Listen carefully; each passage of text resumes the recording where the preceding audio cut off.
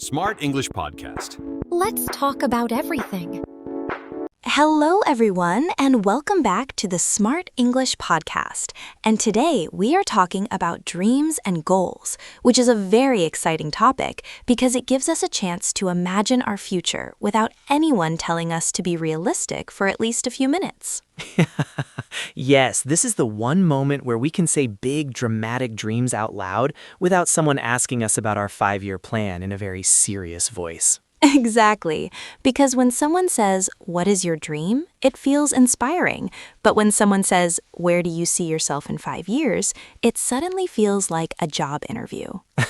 And then we start answering very carefully, like we are trying to impress the whole world instead of just sharing our honest thoughts. So today, let us relax and talk naturally about dreams, goals, and the funny ideas we had when we were children. Jessica, when you were a child, what did you dream about becoming in the future? Oh, this is a little embarrassing, but when I was 7 years old, I wanted to become a famous pop star, even though I could not sing very well, and my family politely suggested that maybe I should consider another career.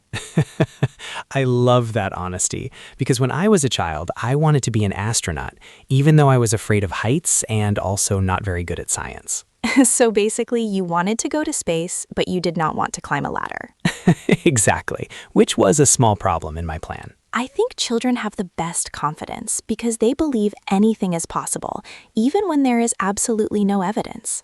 That is true, and maybe we lose that fearless imagination as we grow older and start thinking too much about risks and practical details. But even if we do not become pop stars or astronauts, we still have dreams as adults, and sometimes those dreams become more meaningful and realistic. Yes, and I think adult dreams are often connected to stability, happiness, and personal growth, instead of just fame or adventure. For example, some people dream of starting their own business, traveling the world, or buying a comfortable home for their family. And some people dream of simple but powerful things, like waking up without an alarm clock and still feeling financially secure. That might be one of the most popular dreams in the world. Yes, the dream of sleeping peacefully should be officially recognized. What do you think is the difference between a dream and a goal? I think a dream is something big and inspiring that lives in your imagination, while a goal is a clear step that helps you move closer to that dream, almost like turning your imagination into a practical plan. That makes sense, because saying, "I want to be successful" is a dream, but saying, "I will study 1 hour every day to improve my skills" is a goal. Exactly. And goals usually have deadlines or specific actions, while dreams are more emotional and creative. So if I say, "I want to travel to 10 countries," that is a dream. But if I say, "I will save money every month for a trip," that becomes a goal. Yes, and if you actually start saving, that becomes discipline, which is a topic we already survived discussing. Survived is the perfect word. Do you think it's okay for dreams to change over time? Absolutely, because we change as people, so it is natural for our dreams to change too.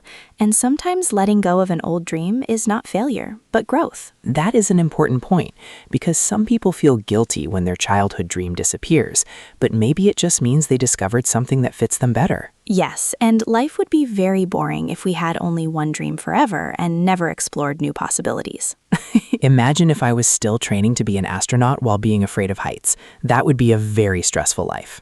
Yes, you would need both courage and very strong knees. To everyone listening, we want you to think about your own dreams, even the secret ones that you don't always say out loud, because those dreams can give direction and excitement to your life. And remember that no dream is too small, because wanting a peaceful life, a healthy body, or strong relationships is just as important as wanting fame or money. In the next part, we can talk about why some people feel afraid to follow their dreams and how we can overcome that fear step by step. Yes, and maybe we will also share a few more embarrassing childhood ambitions, because I'm sure there are more funny stories hiding somewhere. Oh, there definitely are. So, Brian, in the last part, we talked about our childhood dreams, including your short astronaut career. And now I think we should talk about something a little more serious, which is why so many people feel afraid to follow their dreams, even when they really want to. Yes, my astronaut dream ended very quickly when I realized space involved heights, danger, and a lot of science, which are 3 things that made me nervous. So basically, everything about being an astronaut was a problem for you. Exactly. But that actually connects to today's topic because fear is often the biggest reason we give up on our dreams before we even try. I agree, because sometimes the dream itself feels exciting, but the steps to reach it feel uncomfortable or risky, and our brain immediately focuses on everything that could go wrong. Yes, and our brain is very good at protecting us from danger, but sometimes it also protects us from growth because it prefers comfort over progress. That is such a good sentence, comfort over progress, because staying comfortable feels safe, but it does not always lead to improvement. Exactly.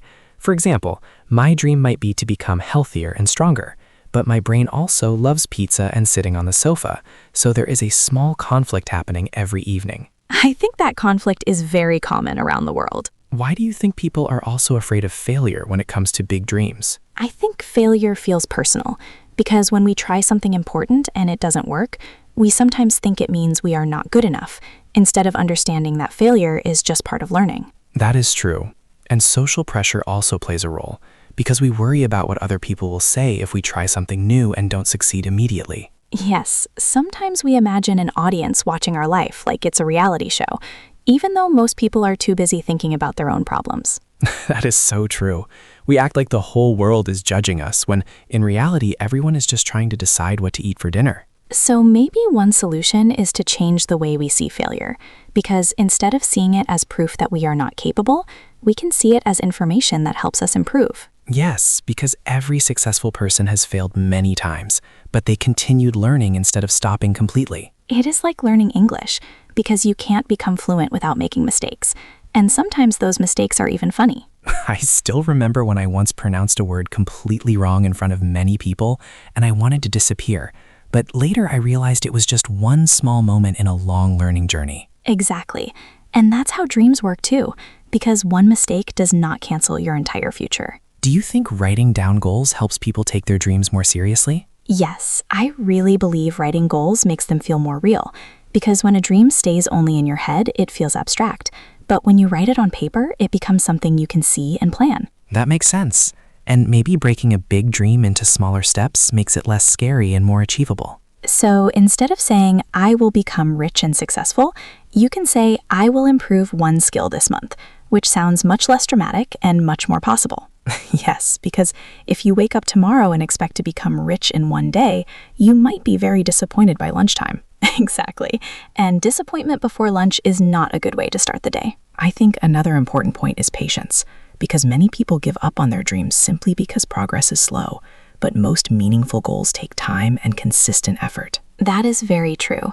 And sometimes we compare our beginning to someone else's middle, which creates unnecessary pressure and doubt. Yes, social media can make it look like everyone else is achieving their dreams quickly, but we rarely see the years of hard work behind those results. So maybe the best strategy is to focus on your own journey and measure progress based on who you were yesterday, not on who someone else is today. I like that idea because it makes growth personal and realistic instead of competitive and stressful. So we can talk about practical steps people can take to move closer to their dreams, even if those dreams feel very big and far away right now. Yes, and maybe we can also share some of our current goals, but I promise none of them involve becoming an astronaut this time. That is probably a wise decision. Okay, Brian, I think we should talk about practical steps people can take to move closer to their dreams. But please promise me that your first step will not be buy a rocket and try again. I promise. My astronaut dream is officially retired, and now my goals are slightly more realistic and do not require special space training or zero gravity. That is good to hear, because I was not ready to become your space assistant. Wow, you would not support me in space? I support you emotionally, but not from a spaceship. So let us be serious for a moment, because one practical step toward any dream is creating a clear plan. And I know that sounds boring, but without a plan, a dream is just a very entertaining daydream. That is true, because if you say, I want to start my own business, but you never research, learn, or save money, then your dream is basically just a motivational quote on the internet.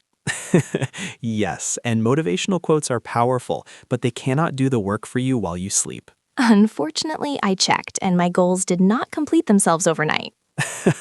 I think we are still waiting for that magical feature in real life. Another important step is building small daily habits, because big dreams are usually achieved through small, repeated actions, even when those actions feel simple or boring. Exactly. Because if your dream is to become fluent in English, you cannot study for 10 hours one day and then disappear for 3 months like a mysterious character in a movie. Yes, consistency is less dramatic, but much more effective. Imagine if someone went to the gym for 8 hours in one day and said, "Great, I am done for the year." That would be very impressive and very painful at the same time. Do you think sharing your goals with other people helps or creates more pressure? I think it depends on the person, because for some people, sharing a goal creates accountability and motivation, but for others, it creates stress and fear of judgment. That makes sense, because if you tell everyone you are writing a book, they might ask you every week, "How is the book going?" And suddenly you feel like you are in another job interview. Yes, and then you start avoiding those people because you have only written one page.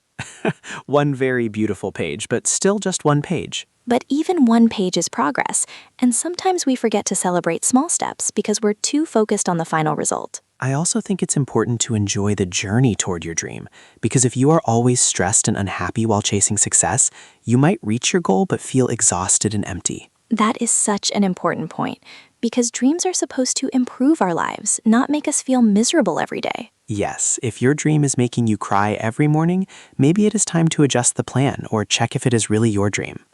That is very honest advice. What is one current goal you are working on right now? Something realistic and not related to outer space. Okay, one real goal I have is improving my time management, because sometimes I believe I can finish 10 tasks in 1 hour, which is very optimistic and slightly unrealistic. So your dream is to become a time wizard. Yes, but unfortunately I haven't discovered magic yet, so I am learning to plan fewer tasks and actually complete them properly. That is a great example, because setting realistic goals prevents disappointment and helps build confidence. Exactly, because finishing 3 tasks successfully feels much better than failing to finish 10. To everyone listening, we want you to remember that your dreams matter, even if they seem small or impossible right now, and you don't need to change your whole life in 1 week to move forward. Yes, take one step today, even a small one, because progress is created through consistent action, not sudden miracles. And if your dream changes along the way, that is completely fine, because this is your journey, not a competition. Unless your dream is still to become an astronaut like my childhood self, in which case please remember to check if you are afraid of heights first. That is very practical advice. I think it is important to talk about something very real, which is that sometimes our dreams do not happen exactly the way we planned, and that can feel disappointing at first. That is very true, because life is not a straight line. And sometimes we work hard toward one goal and then discover a completely different opportunity that we never expected. But I believe that does not mean we failed, but that we are growing and learning more about ourselves along the way. Exactly, because if I had become an astronaut, which clearly did not happen, I might have missed all the other experiences that shaped who I am today, and I probably would still be afraid of heights in space. That would be a very stressful situation for everyone involved. I also think that sometimes we put too much pressure on ourselves to achieve big dreams quickly because we compare our progress to others and forget that everyone has a different starting point and a different path. That comparison can be dangerous because when we constantly measure ourselves against others, we forget to notice how far we have already come. Yes, and sometimes we need to pause and say, I am proud of myself for trying, even if we are not yet where we want to be. Trying is powerful because many people never even take the first step toward their dream due to fear or doubt. Let me ask you one more fun question before we close. If you could achieve one dream instantly, without any effort, what would you choose? That is a dangerous question because I might choose something very dramatic, like traveling around the world for free with unlimited snacks and perfect weather every day. Unlimited snacks is clearly the most important part of that dream. Of course, because what is success without snacks? Very true. And I think I would choose the ability to master any skill quickly, so I could learn languages, play instruments, and maybe even finally understand complicated technology without watching 10 tutorials.